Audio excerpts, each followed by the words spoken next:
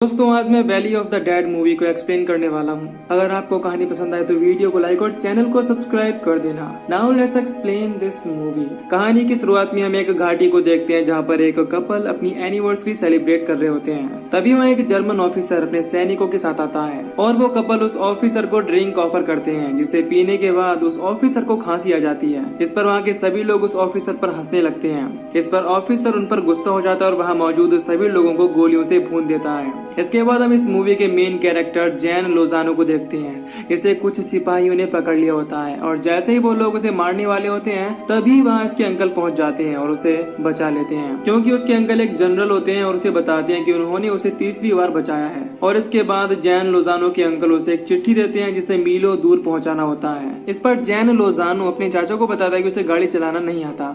इस पर उसके चाचा उसके साथ एक डी क्रूज नाम के लड़के को भेजते हैं जो गाड़ी चलाना जानता था। और जब वो जा रहे होते हैं तो रास्ते में उन्हें कुछ नाजी यानी कि जर्मन सोल्जर मिलते हैं जो उनका रास्ता रोकने की कोशिश करते हैं।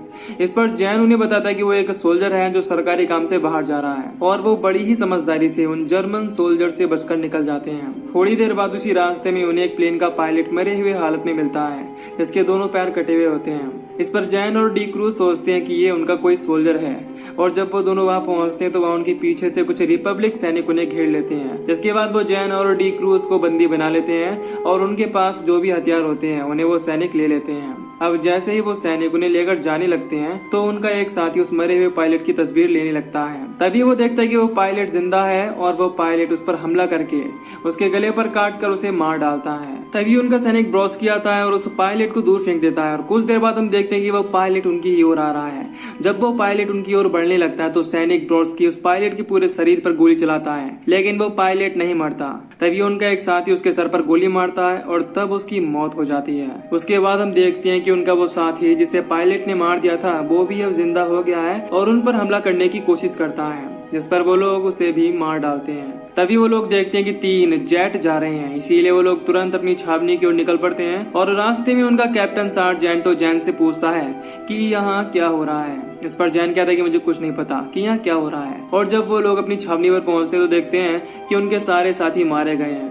और जब वे लोग उनके पास जाते हैं तो अचानक उनके साथी जिंदा होने लगते हैं जो कि अब ज़ॉम्बी बन चुके होते हैं। लेकिन उन सैनिकों को कुछ समझ नहीं आता कि ये सब आखिर हो क्या रहा है। और उन्हीं सैनिकों में से एक यंग सैनिक होता है जो अपने पिता को देखकर उनके पास चला जाता है और जैसे ही वो अपने पिता के पास पहुंचता है उस पर बहुत सारे ज़ॉम्बी टूट पड़ते हैं और उस बेचारे को मार डालते हैं। ये सब देख वो लोग किसी तरह अपनी जान बचाकर वहाँ से भाग जाते हैं और उन्हें अब भी ये समझ नहीं आ रहा होता कि ये सब हो क्या रहा है। और जब वे नदी के रास्ते होते हुए एक दूसरी जगह पर पहुंचते हैं तो वहाँ एक ज़ॉम्बी आती है जिसे वो मार डालते हैं। तभी उसके पीछे से बहुत सारे ज़ॉम्बी आ जाते हैं जो उन पर हमला कर देते हैं और वो लोग बचने के लिए उन ज़ॉम्बी पर गोलियां चलाने लगते हैं। इसी बीच उनके एक साथी ब्रॉड्स्की को एक ज़ॉम्बी घायल कर देता है और जैसे ही ब्रॉड्स्की उसे मारने जाता है तभी वो देखता है कि वो एक बच्चा है, इसीलिए वो उसे नहीं मारता। तभी उसके ऊपर बहुत सारे ज़ॉम्बी टूट पड़ते हैं और उसे मार डालते हैं। ब्रॉड्स्की की मौत से वे सब बहुत दुखी होते हैं। इसके बाद वो जंगल की ओर निकल पड़ते हैं जहाँ चलते चलते उन्हें रात हो जाती है और रास्ते में ही उन्हें एक घर दिखाई देता है।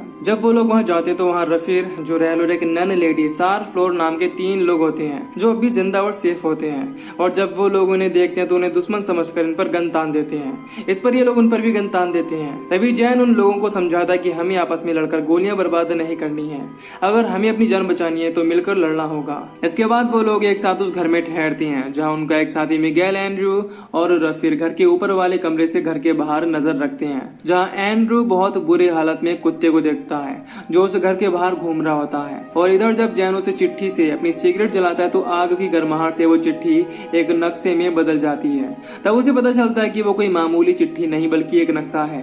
और उसके बाद वो मेटा क्यूरस को बताता है कि वो एक लॉयर है और वो लोगों के दिमाग को भ्रमित करना जानता है, इसकी मदद से वो उन ज़ॉम्बी को भ्रमित कर सकता है। लेकिन मेटा क्यूरस उसकी बातों पर ध्यान नहीं देती।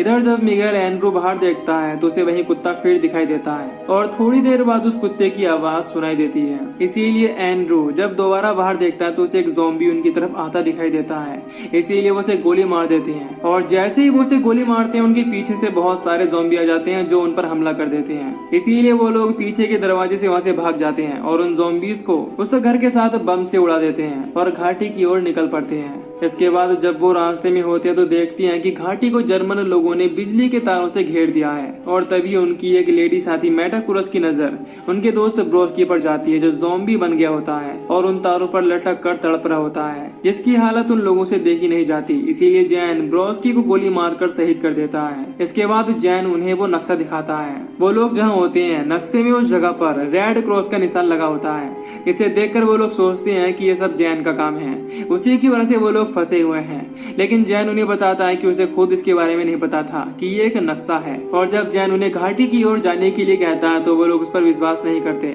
लेकिन कैप्टन को जैन पर विश्वास होता है। इसीलिए वो लोग एक चुनाव करते हैं कि अगर ज्यादा लोग जैन के पक्ष में रहेंगे तो वो लोग घाटी चलेंगे। अब चुनाव के दौरान लगभग सभी लोग जैन के पक्ष में होते हैं, इसीलिए वो लोग घाटी की ओर निकल पड़ते हैं। अब थोड़ी देर बाद वो लोग उस घाटी पर पहुंच जाते हैं जहां जर्मन सैनिकों ने एक कपल के साथ साथ वहां मौजूद सभी लोगों को गोलियों से भून दिया था। और जब वो उस जगह पर पहुंचते हैं तो उन्हें वहां एक गाड़ी मिलती है जिसे डी क्रूज ठीक करने में लग जाता है और वहीं से उन्हें एक नीले रंग का पाउडर मिलता है जो एक प्रकार की दवा होती है। इसके बाद जब वो लोग उसके पास के एक फार्म हाउस में जाते हैं तो देखते हैं कि वहाँ कई दिनों से कोई एक्सपेरिमेंट चल रहा होता है और वहाँ पर मेडिकल की ढेर सारी चीजें बिखरी पड़ी होती हैं। तभी उन्हें वहाँ किसी के होने का एहसास होता है, इसीलिए वो लोग उसे चेतावनी देते हुए कहती हैं कि अगर तुम इंसान हो तो बाहर निकल जाओ, नहीं तो हम गोली चला देंगे। और जब वो लोग देखते हैं तो वहाँ एक घायल लेडी होती है जिसका नाम ऐना होता है और ऐना वही लेडी होती है जिसकी कहानी की शुरुआत में एनिवर्सरी हुई थी।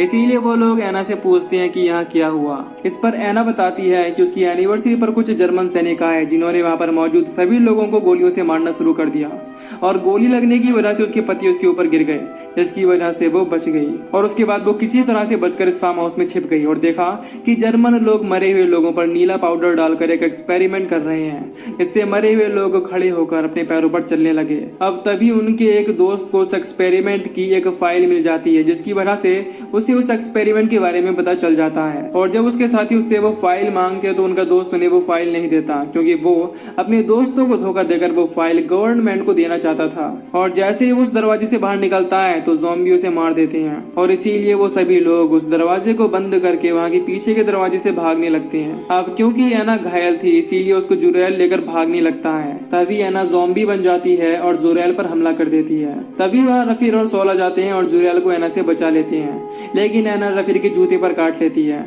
इसीलिए रफीर को इन्फेक्टेड देखकर आंद्रेओ उसे मारने जाता है, लेकिन जब रफीर अपना जूता उतारता है तो वो सुरक्षित था, जिसकी वजह से आंद्रेओ उसे छोड़ देता है।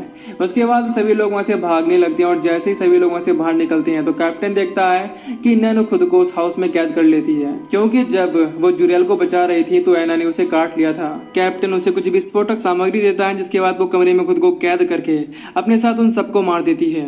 वहीं दूसरी तरफ हम जैन और उसके कुछ बचे हुए दोस्तों को देखते हैं जिन्हें एक गाड़ी दिखाई देती है, जिसे देखकर वो लोग वहाँ से बचकर निकलने का प्लान बना रहे होते हैं, क्योंकि अगर वो वहाँ पहुंच जाते हैं तो उनकी जान बच सकती है। जैन देखता है कि डी क्रूज वहाँ नहीं है। तभी डी क्रूज उस गाड़ी को ले आता है और सब लोग उसमें बैठकर सफर के लिए निकल जाते हैं। अब गाड़ी ले आते समय डी क्रूज पर कुछ ज़ॉम्बी ने हमला कर दिया होता है, जिसकी वजह से डी क्रूज इन्फेक्टेड हो गया था, लेकिन किसी को ये बात पता नहीं चलती। और जब वो एक चोटी पर पहुंचते हैं तो जैन उन्हें एक छावनी की ओर इशारा करते हुए बताता है कि ये एकोलाइस का एक छोर है जिसकी सुरंग की मदद से हम मिडल में पहुंच सकते हैं, और अपनी अंकल से मदद मांगने के लिए जाता है और उन्हें बताता है कि उसके कुछ साथी हैं जो अभी भी जिंदा हैं और सेफ हैं, लेकिन उसके अंकल उसकी मदद नहीं करते। उसके अंकल के साथ वो ऑफिसर भी था जो घाटी के लोगों को मारकर उन पर एक्सपेरिमेंट कर रहा था।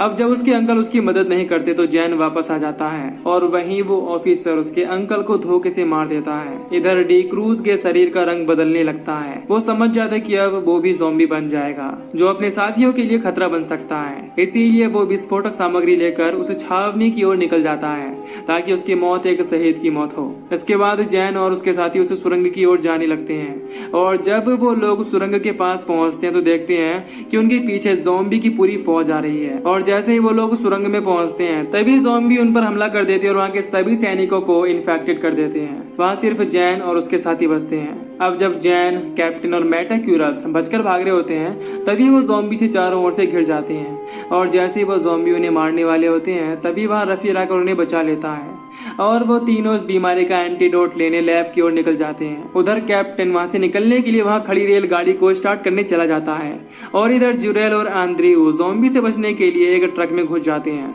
जहां वो एक दूसरे को अपनी फैमिली के बारे में बताते हैं और जैसे ही ज़ॉम्बी उस ट्रक के शीशे को तोड़ने वाले होते हैं वे दोनों अपने साथ उन ज़ॉम्बी को बॉम्ब से उड़ा देते हैं। इधर जैन और मेटाकुरस लैब में पहुंच जाते हैं। वो वहां उस आदमी को देखते हैं जिसकी एक्सपेरिमेंट की वजह से ये वायरस फैल रहा था। वो उस नीले रंग की दवा को अपने जिस्म में इंजेक्ट कर रहा होता है। अब जैन उस आदमी से एंटीडोट के बारे में पूछता है। वो आदमी बताता है कि इसका कोई एंटीडोट नहीं है और उसने इस एक्सपेरिमेंट को इसीलिए किया है ताकि वो एक अमर जिंदगी जी सके, यानी कि अमर हो सके। और थोड़ी ही देर में वो एक ज़ॉम्बी में बदल जाता है और जैसे ही वो ज़ॉम्बी में बदलता है मेटाकुरस उसे गोली मार देती है और जब जैन एंटीडोट ढूंढ रहा होता है तभी उसके हाथ में एक ज़ॉम्बी काट लेता है। इसीलिए मेटाकुरस जैन के इन्फेक्टेड हाथ को काट देती है। तभी वहाँ बहुत सारे ज़ॉम्बी आ जाते हैं। इसीलिए जैन और मेटाकुरस अपने आप को एक बॉक्स में बंद कर लेते हैं। उधर कैप्टन रेलगाड़ी को स्टार्ट करने ही वाला होता है लेकिन तभी वहाँ ज़ॉम्बी आ जाते हैं। इसीलिए कैप्टन ज़ॉम्बी को मारने लगता है और जब उसकी पिस्तौल में सिर्फ एक गोली बचती है तो कैप्टन अपने आप को ही गोली मार लेता है और जैसे ही कैप्टन अपने आप को गोली मारता है तभी वो रेलगाड़ी स्टार्ट हो जाती है। उधर जैन और मेटाकुरस लैब के एक बॉक्स में ज़ॉम्बी के बीच फंसे होते हैं। वो जिस लैब में फंसे होते हैं वो लैब उस रेलगाड़ी पर होती है और जैसे ही उस बॉक्स के शीशे को ज़ॉम्बी तोड़ने वाले होते हैं तभी वहां पर एक बहुत बड़ा धमाका होता है और पूरा इलाका ब्लास्ट हो जाता है। लेकिन वो रेलगाड़ी उस सुरंग से बाहर निकल जाती है और उस रेलगाड़ी से एक हाथ निकलते हुए दिखाई देता है।